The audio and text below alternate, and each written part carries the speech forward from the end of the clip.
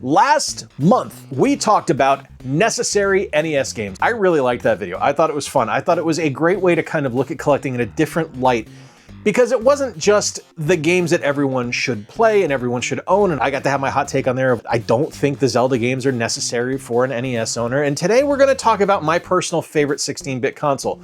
Now, logically, it would say that we go to the SNES after the NES, but no, logic has no place up here. We are going to the Sega Genesis, because the Sega Genesis, like I said, is my favorite 16-bit console, and I'm going to give you what I feel are the 10 necessary Genesis games. What makes a game necessary? For me, a necessary game is something that not only shows off what the console was capable of, but is something that you can't really get somewhere else, where you can't really experience it on another console, at least from that console generation. Because, I mean, let's be honest, so many games now have been re-released multiple times over, so including those and saying, well, you can't play them anywhere else when you can is disingenuous at best. But we're going to look at games that I think are necessary that couldn't be played anywhere else on a 16-bit console, and we are starting off with the flagship of the Sega Genesis, the most necessary game for anyone that owns the console.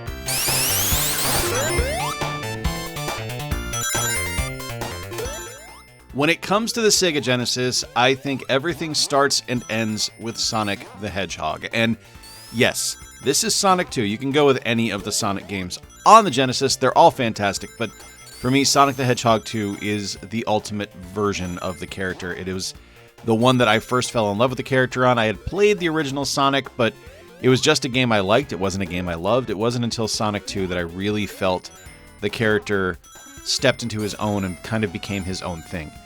I enjoy this game so much. I love the speed of it. I love the level designs. I love the creativity in the ability to show off what the Genesis is capable of by having the speed on screen while still maintaining like an attainable sense of gameplay and an attainable sense of experience that wasn't overwhelming or overly difficult to get through. It was just fun.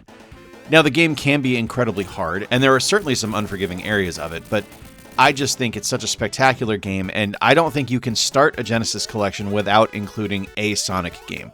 While for me it's Sonic 2, for you, it can be any of them.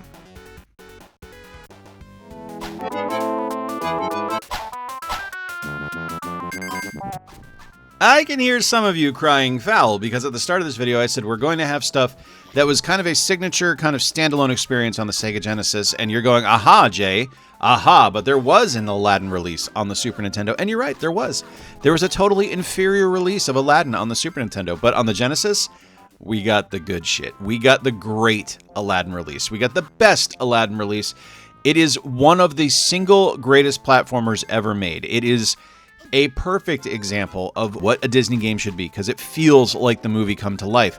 It is beautifully animated, beautifully designed. Some of the best graphics I've ever seen in a 16-bit game is on this game here with Aladdin.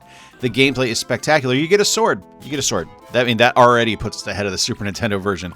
And okay, all joking aside, I'm being a little bit silly here in this review, but the reason I put this on here and the reason I'm saying that this one can stand by itself apart from the Super Nintendo release is it had a different developer. It was a completely different development team on it, and there was a different kind of tactic taken towards developing the games between the Genesis version and the Super Nintendo release. I prefer the Genesis version. I think it is one of the greatest video games ever made. I just love it, and I think everyone should have it on their Genesis collection.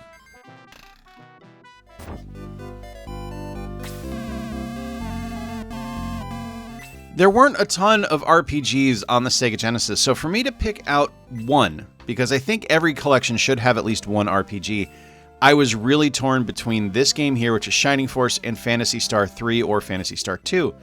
Ultimately, I went with Shining Force because I think it's a more accessible game than either of the Phantasy Star games, and that entire series can be a bit overwhelming. It's heavy sci-fi, and you really need to be into sci-fi to love those games as much as I do. I think they're fantastic, but I think ultimately Shining Force is a more accessible and enjoyable game for a wide variety of people.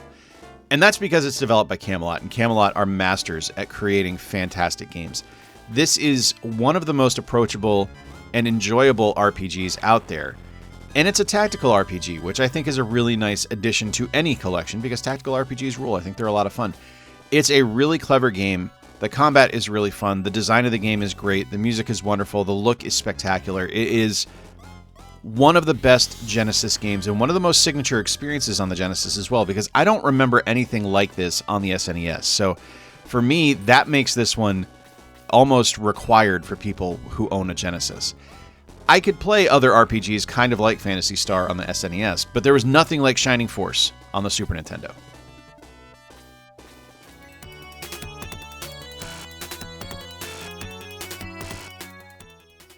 Gain Ground is one of those games that I don't hear a lot of people talk about, and I think that's a shame because it is one of my favorite Sega Genesis experiences out there. I love everything about this game. This is such a creative idea. It's pure arcade action, and I'm pretty sure this was an arcade game before it released on the Genesis. People let me know in the comments if I'm wrong on that one, or let me know if I'm right as well. I like to have my tires pumped up. But it's something where you are able to go through these levels and you choose a character. Each character plays a little bit differently.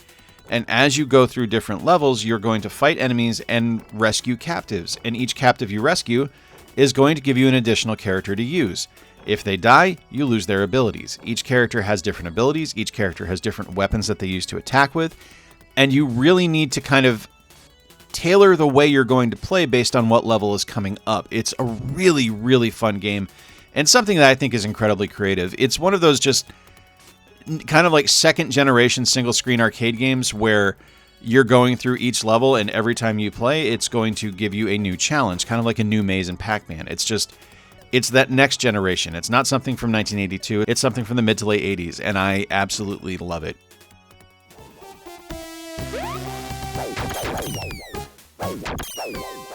I think one of the adjectives that best describes the Sega Genesis is speedy. It's fast. It's quick. Games move rapidly on it. It is something that they showed off, obviously, with Sonic the Hedgehog, and I think they show it off pretty well as well here with Rocket Knight Adventures. Not as fast as Sonic, but fast in a different way, because you are blasting off, and you are launching yourself using Rocket Knight, and that speed and that kind of like movement and effects given by, I hate to use this term because it's so silly, but blast processing is necessary, I think, for this game. And we never got a Super Nintendo release of this. We eventually got Sparkster, but Sparkster was different. But this is such a unique entry and such a fun game. I'm not good at it by any stretch of the imagination. I think I'm pretty terrible at this game, as you can tell by the gameplay footage here, but I just love it. And I think it's one of those kind of signature memories for me, renting it constantly when I was younger from Blockbuster and thinking how much fun it was to play. And I was so excited when I actually was able to buy it and physically add it to my collection years later. It's such a wonderful game. One of my favorites on the console.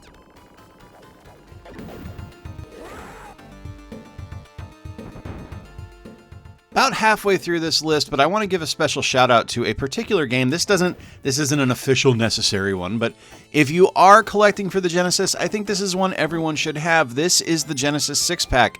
This includes Columns, Golden Axe, Revenge of Shinobi, Sonic the Hedgehog, Streets of Rage, and Super Hang-On. So you get 6 fantastic games for the price of 1, and it is not an expensive title at all. It's a really, really solid pickup, and to have 6 classic games on one cart, can't go wrong with that. Ready?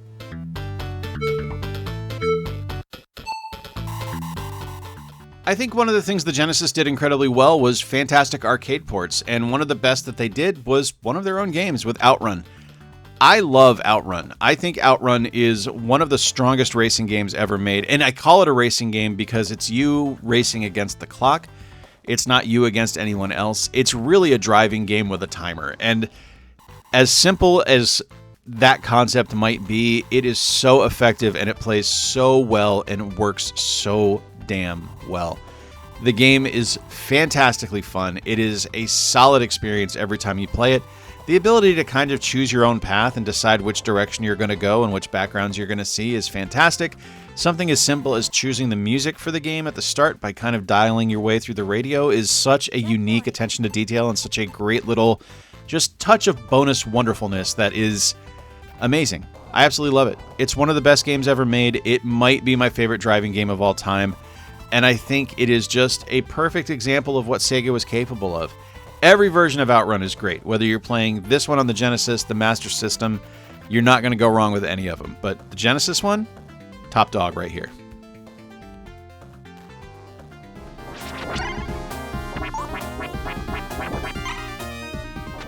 One of my favorite little Bizarro World things about the Genesis is that every once in a while we get an entry from a classic franchise that is associated with Nintendo released on the Genesis, and it was this weird kind of, like I said, Bizarro World version of it. Like, we got Mega Man The Wily Wars from Capcom, which obviously we had limited release here in the States because I think it was only available on the Genesis network, on the Sega network.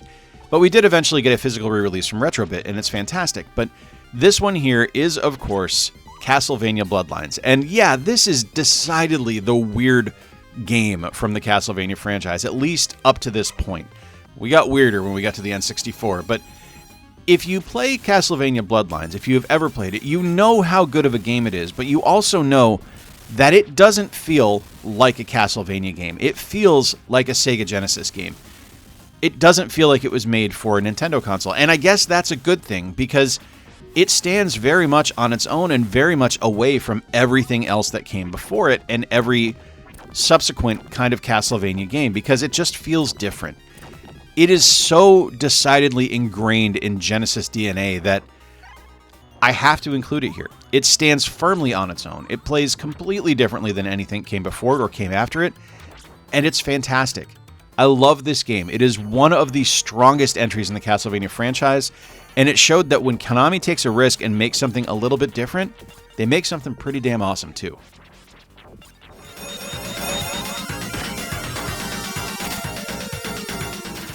You know, this might be the most Sega Genesis game that ever Sega Genesis before. This is, of course, Gunstar Heroes from Treasure. And it is so fast and so chaotic and would not function on the Super Nintendo. It is just one of those games that, kind of like Castlevania Bloodlines, when you play it, you go, yeah, this is a Genesis game. This is absolutely a Genesis game. And for wildly different reasons than Bloodlines 2, which I think is pretty cool.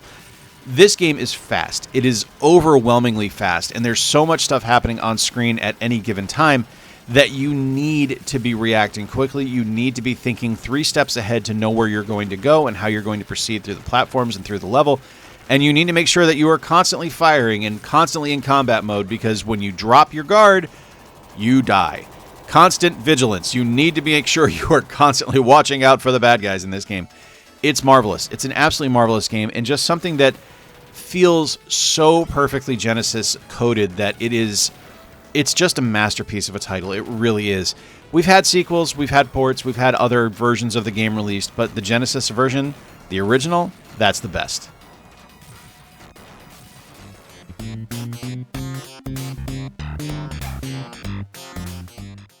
I've said many times on this channel in the past how much I love ToeJam and Earl. It is probably my favorite Sega Genesis game. It was my introduction to a roguelike game. It was something I had never seen before. The concept of a video game changing every time you played it blew my mind when I was younger, and honestly still does to this day. I'm 47. Still one of my favorite genres is to play something that's new every single time I turn the game on. But when ToeJam and Earl released, it was something that I was intrigued by the character design when I saw it in magazines. It was something that I looked at and I went, those guys look weird. I like aliens. I want to play that game.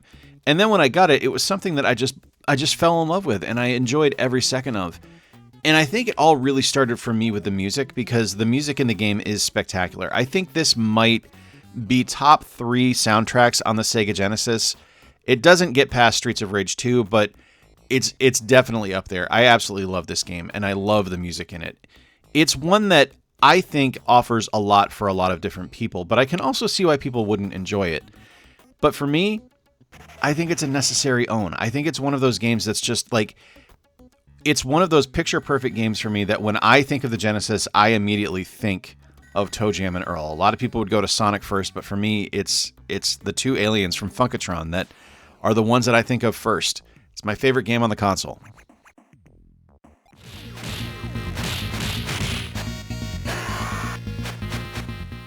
Of course, the greatest beat-em-up of all time is on this list. It's Streets of Rage 2.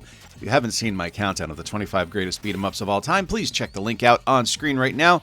It's a video I'm really proud of, and I do think that Streets of Rage 2 is the single greatest beat-em-up ever made. It has everything. Selectable characters that all play differently. A beautiful look. Fantastic level design. Creative enemy design. Great controls. Spectacular special moves. A wonderful soundtrack. Probably the best soundtrack on the Sega Genesis. And it's all wrapped up in a silly little beat-em-up game that is just perfect in every single way. It is probably the best Sega Genesis game out there, and the one that is easily the most approachable for anyone to play. You put a controller in their hand, they're going to understand what to do. Left to right, beat them up, get through the level, fight with your friends. It's great. It's a spectacular game, and one of the most ubiquitous Genesis memories for me is playing this game when I was younger. It is just something that is ingrained in my Genesis experience, and something that I think every Genesis collection must own.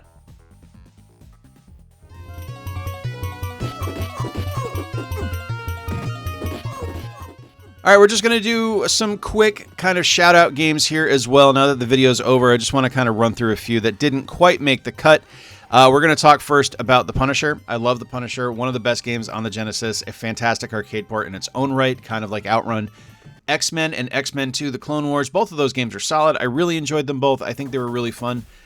I was going to include NHL 95 on here, but we did get a Super Nintendo port, but it is crap compared to the Genesis version, so I think it kind of qualifies here. Pirates of Dark Water on the Genesis is very different than Pirates of Dark Water on the Super Nintendo. Both of them are great. This one's just a little bit different. You can also put Teenage Mutant Ninja Turtles: The Hyperstone Heist on here because it plays just a little bit different than Turtles in Time, different level layouts, things like that. It's my personal favorite Turtles beat 'em up, but your mileage may vary. And then you have all the Sega Sports entries. I am featuring Joe Montana Sports Talk Football on here because that's kind of the one that comes first to me in my mind when I think of the Sega Sports games. It's really fun. It is decidedly aged. It does not play nearly as well as my brain remembers it playing when I was a kid, but still a fun game.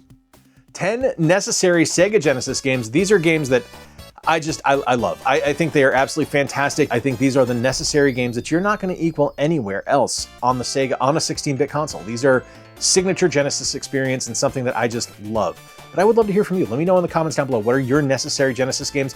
With a library as big as what the Genesis has, this is going to be a wide and diverse list of games, and I cannot wait to devour it because I always learn something from you guys in the comments. There's always some game that I've never heard of that I get to play for the first time, and that is one of the coolest things about this gaming community. If you enjoyed today's video, please give it a thumbs up. Consider subscribing. If you really like my stuff here, check out the Patreon. There's a link down below. Or consider joining here as a channel member. It would be awesome. It would be really helpful. And hey, if you don't want to, that's fine too. No harm, no foul. Until next time, folks, I've been Jay. Appreciate you spending a little bit of time with me. Remember to play more games, stay square, and take care. I'll talk to you soon.